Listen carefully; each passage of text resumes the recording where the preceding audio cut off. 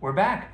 I feel like I haven't filmed in a while. Sorry about that. For the few of you that watch me, I really appreciate it. Thank you. It's cool to know that your voice is being heard by at least some people.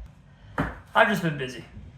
New job, house stuff, etc. You know how it is. Speaking of, if you want to see like house repair videos, let me know, or just silently let me know. Primarily my time is with that. But anyways, we got some exciting stuff today. We got these goodies to install on the yellow SV. After I finished my project of swapping everything between these two bikes, I've been riding this one around for, I don't know, almost like 1,000 miles now. And it's been great, but I've noticed some major flaws. First off, I think these rotors are warped because when I apply the front brakes, it like surges. It's like, whoa, whoa, whoa, whoa. Kind of brakes like that, right? My research and thought process tends me to think that these are actually warped, which is a shame, but it is what it is. What else?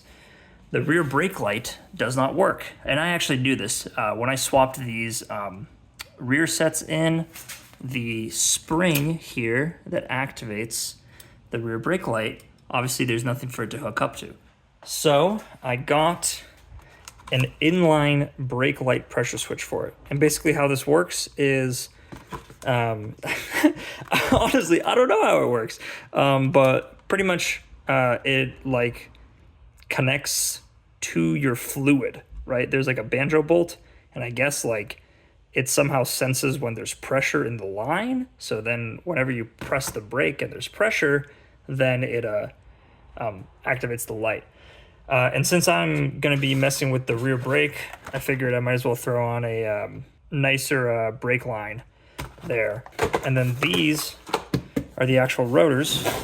This is just a direct replacement, so should be pretty straightforward. I'm going to start with doing these front rotors because I already have everything jacked up. And a beautiful addition to my filming family here is this really shitty tripod, which I don't know if you can see, but it's like rusting. And this should be just helping me actually get nice angles when I'm trying to just do some, I don't know, like filming while I work. So that's nice. Shout out this guy. First thing first, I had to get the front fender off. It's really simple. It's just literally 2 bolts on the left side, 2 bolts on the right side, and then also a back bolt on both the left and right side. My one concern was that, you know, it's out of carbon fiber. It's kind of fragile, so obviously I don't want to break it. So I just took my time removing it, but eventually I got it out. No other way to do it really except just through the forks like that. So once I got that off, I started working on actually getting the axle nut off. It's just a bolt and then this kind of long threaded tube that goes through.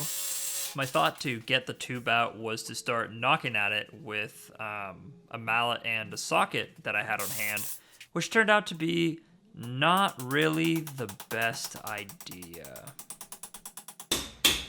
Oh my God.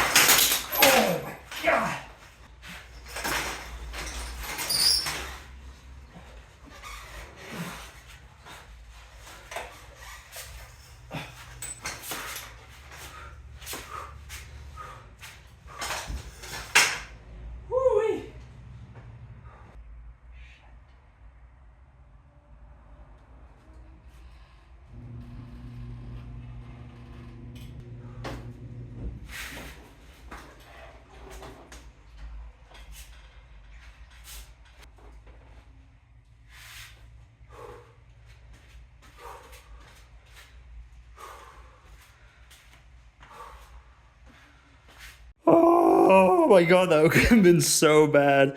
Oh, I barely caught that. Oh my God, it's literally, everything's, I'm not touching it. It's, okay. I'm going to wait for my brother to come home because this is definitely a 2-person job to get it back up. So we'll be back. I think this is the only casualty from that. In the heat of the moment, I don't know if I press on this front brake or not. I might have to re-bleed this just because it's not really hooked up right. I think that's all I broke. Just this tiny little turn signal here, catching it. Oh my god, dude. With my brother home, I finally had someone to make sure the bike wouldn't fall over again. So while he did that, I quickly started to remove the rotors, but, you know, we were also just yapping at the same time. I'm just imagining like the image of someone sitting in a car and like everything falls apart except for him sitting in a chair. I love it. I'm imagining that with a motorcycle. I'm like you're holding it and just everything but the handlebars just disintegrates. Yeah. Dude, I would be so distraught. We just kept chatting. He would tell me to hurry up, and I was going as fast as I can, but still chatting.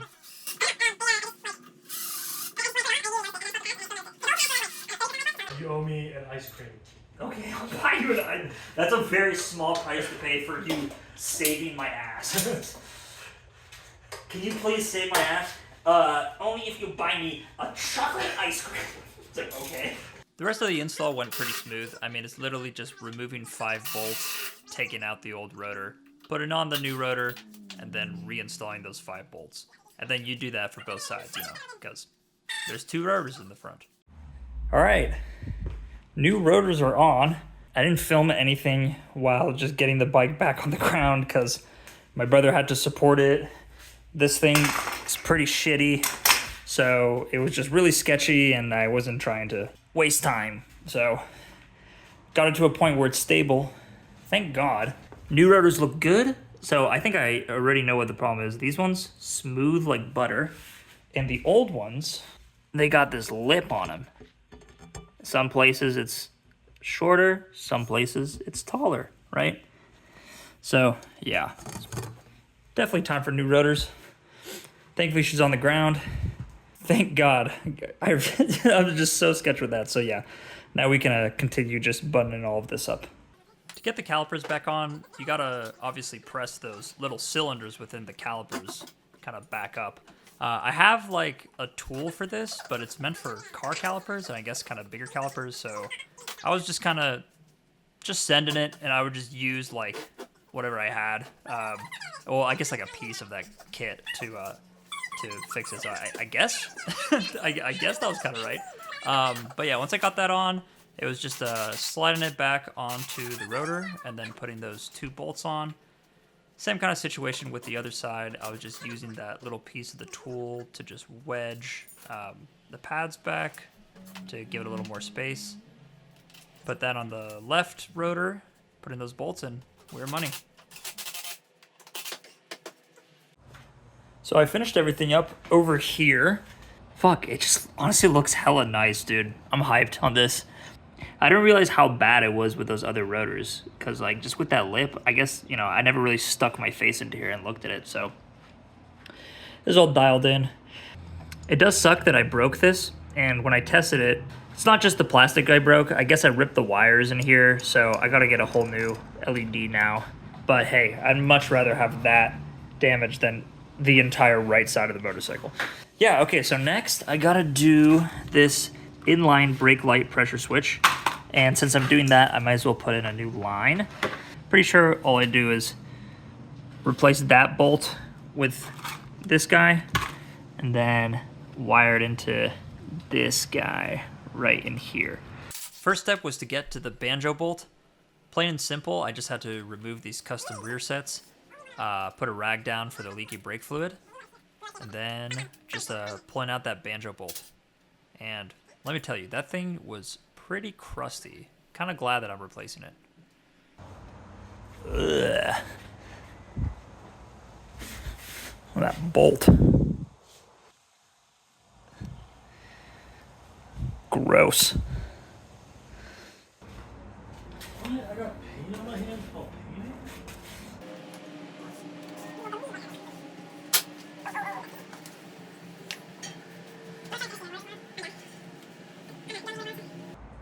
Dude, I'm so glad that exists. Delivery. Yeah. I know. Oh, yeah. And I used to be like, how could you be so lazy? Oh, shit.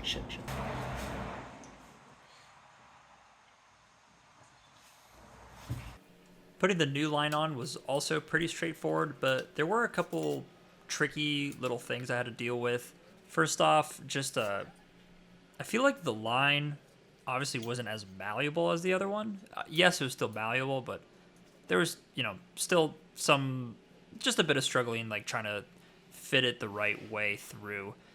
Getting the caliper side was fine, but once I had to put it on the right side, just kind of bending it and twisting it on the rear set to apply it, it was tricky then.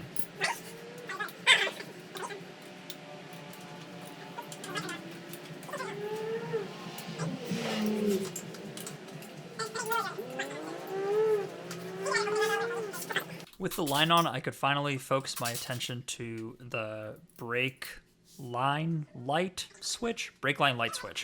And here, all I had to do, just to start off, I just kind of snipped and prepped everything for wiring. Pretty straightforward. I got the brake line in, and this new banjo bolt that's attached to this. I haven't wired it in yet. I've just cut everything and prepared. I want to bleed this system first, just so it's like ready to go. So then I can like test the wiring and make sure I got in the right places and that everything's working correct there. Since I'm bleeding the brakes, I got to bleed this front one too, because during that shit show of trying to lift this front end, my brother and I were both grabbing this front brake. So it's got a little bit of air in the system. So since I'm bleeding that, might as well bleed this. If you didn't play the Jimmy Neutron games, then your IQ was half of the average person. I feel like bleeding brakes is the bane of my existence. Like, I'm constantly just having to bleed brakes all the time. Why am I always bleeding brakes? Am I just bad at bleeding brakes? Here, look at that. Just enough where I don't have to deal with this strip bolt. That's for future Roman. Who's gonna curse past Roman? Luckily, there's just one bolt to get to, so it's really not that hard. I kind of get it out of the way, and then I can actually start bleeding the system. Just pump, crack it open, hold it down, close, let go, pump, crack it open.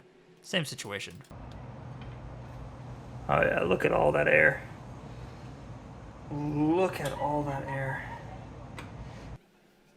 To finish it all off, I just had to get this makeshift hose off of the brake nipple, tighten the brake nipple down, then I went ahead and obviously topped off the brake fluid. Luckily, I totally forgot to check it while bleeding it, but oops, but it never actually hit a bad spot. So I just topped it off and then reassembled everything back up, and we were golden. So everything brake fluid and lines should be done. I went ahead and bled the front brakes off camera because, I mean, it's the exact same process as the rears. So this is all dialed in. New rotors are in. The rear is all good with this new line. I kind of like how this little yellow Galfer tag matches the yellow. It's a nice little touch.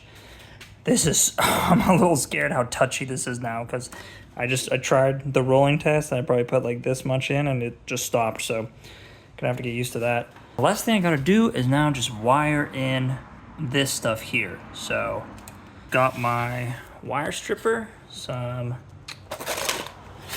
connectors. Should be plain and simple, right? Haha, plain and simple. Hopefully I didn't jinx myself. I was really feeling cautious after the whole almost dropping the bike fiasco, so before hard wiring it fully, I just wanted to get it to a point where I can test it first before committing. Okay, so I just got them just barely in there, just as a little test. We're gonna make sure everything's working as intended. So I press the rear brake. Oh, nice. Okay, cool. So that works. How neat is that? It just goes straight from brake line pressure into wiring. So, cool. Looks promising. Time to just solidify it. God, imagine if I wired it over that. Oh my God. I wouldn't put that past myself. Since I knew everything was good, I can finally commit. So now I started to cut some sleeves, strip away the wire shielding to expose the copper, twist them up, prep everything for using these butt connectors.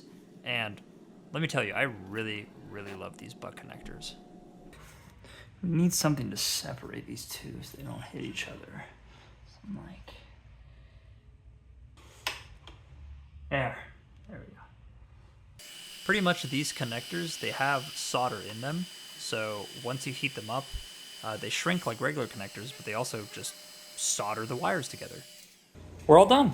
This guy, I wrapped in some electrical tape and I zip tied it up so it won't get caught on that shock spring right there. So that's working. Installed this new line, bled that, installed these new rotors. So we're done. It was a pretty short video, but thanks for watching. Wanted to do something at least small just to get a video out. Got a couple more planned in the future. We'll see when I get to them. You know, it is what it is. Appreciate the watch. I'm gonna go clean this giant mess up, tend to my thumb that got injured when this bike dropped, and take it for a little victory lap. I really need to get a GoPro so I can actually film that stuff. Take care.